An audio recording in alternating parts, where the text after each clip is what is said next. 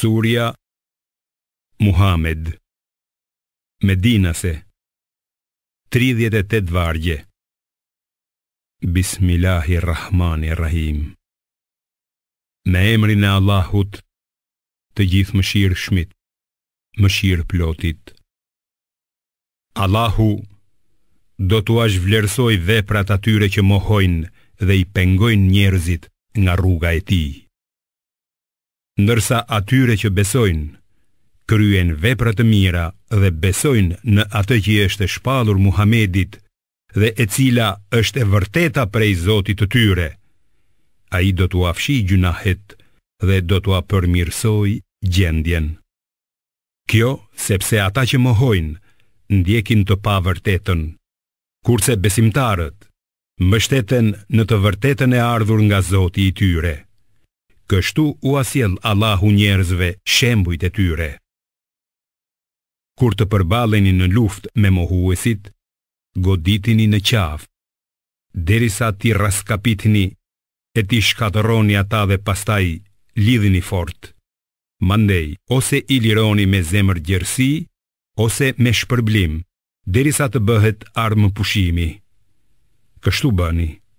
Sikur të donte Allahu, do t'i shkatëronte ata, por ai dëshiron t'ju sprovojë juve me njeri tjetrin.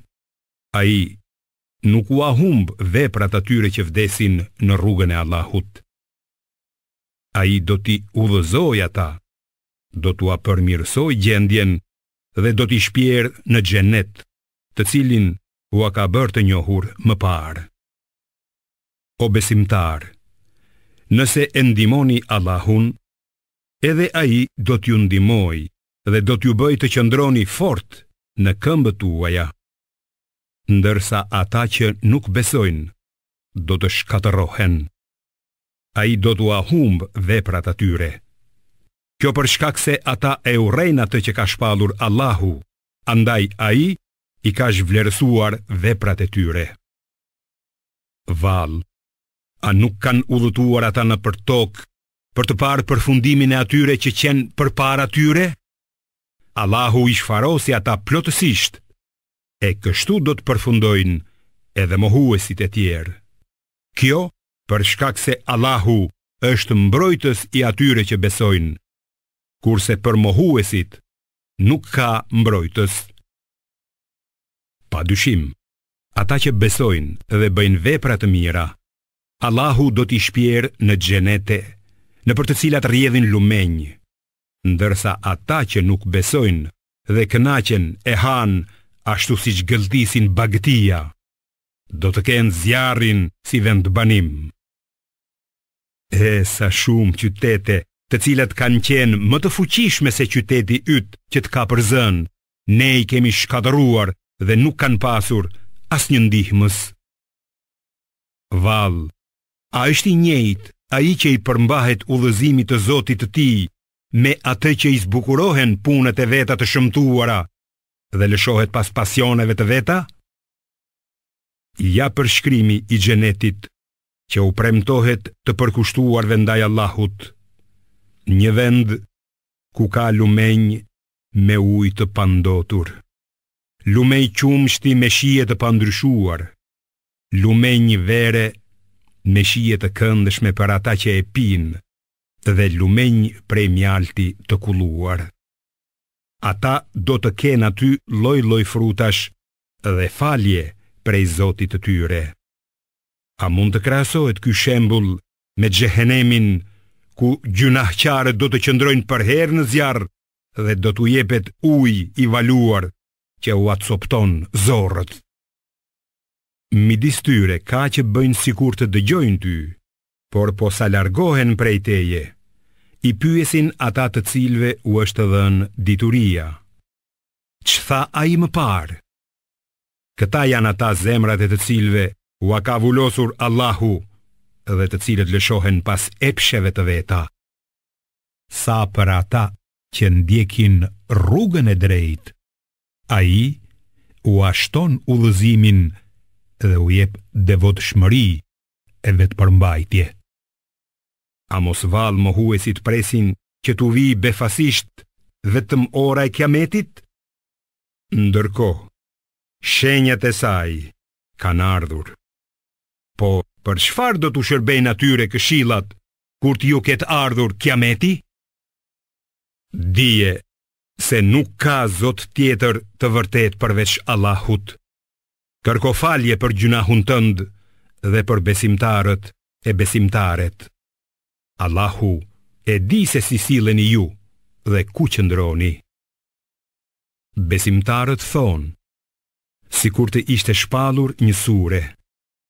Por, kur shpallet një sure e qartë dhe në të përmendet lufta, i sheh ata me zemra të sëmura, si të vështrojnë ty me shikim si të agonisë së vdekjes. Ndërkohë, më e përshtatshme do të ishte për ata bindja dhe fjala e mirë.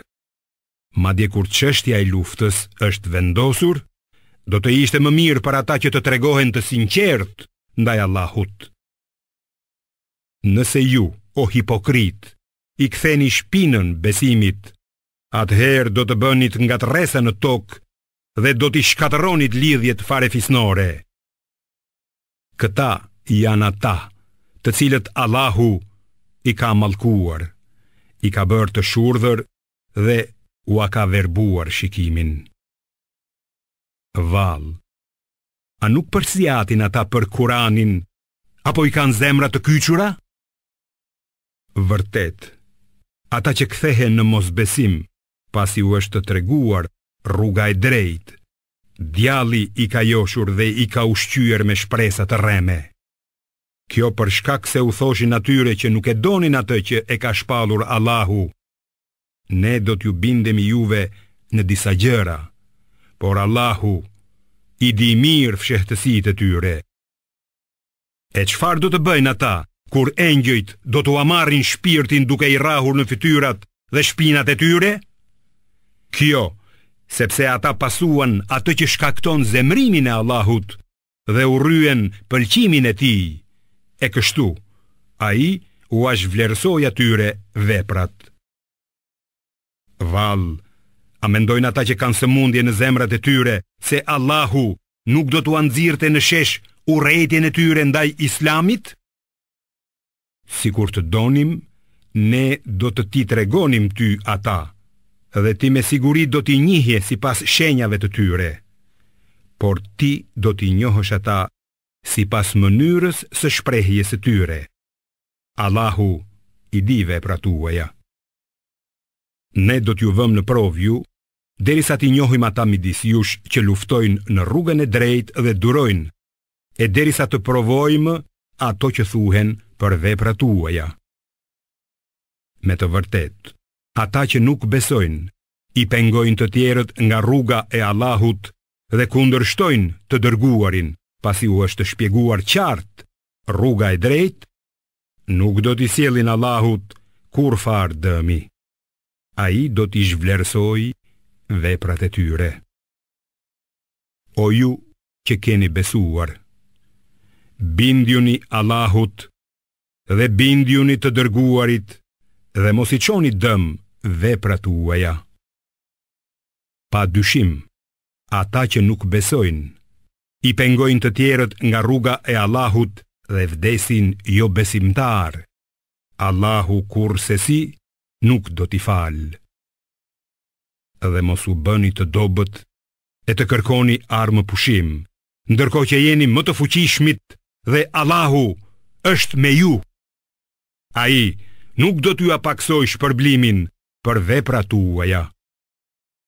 Jeta e kësaj bote nuk është asgjë tjetër veç se lojë dhe zbavitje. Nëse i besoni Allahut dhe i ruheni atij, ai do t'ju shpërblej dhe nuk do të kërkoj prej jush pasurin tuaj. Sikur ta kërkonte prej jush tër pasurin me këmbëngulje, ju do të bëheshit koprac dhe ai do të nxirrte në shesh urrëtitjen tuaj. Ja, juve ju bëhet thirrje të shpenzoni në rrugën e Allahut, por disa prej jush janë koprac. Kush tregohet koprac, ta di se i bën dëm vetes, sepse Allahu është i pasur, s'ka nevoj për asgjë, ndërsa ju jeni të varfër. E nëse ja ktheni shpinën dhe i largoheni atij, ai do t'ju zëvendësoj me një popull tjetër, i cili nuk do ta ndjek shembullin tuaj.